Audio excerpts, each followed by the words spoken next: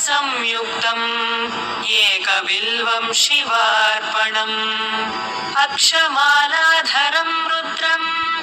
पार्वतीप्रियवल्लभम्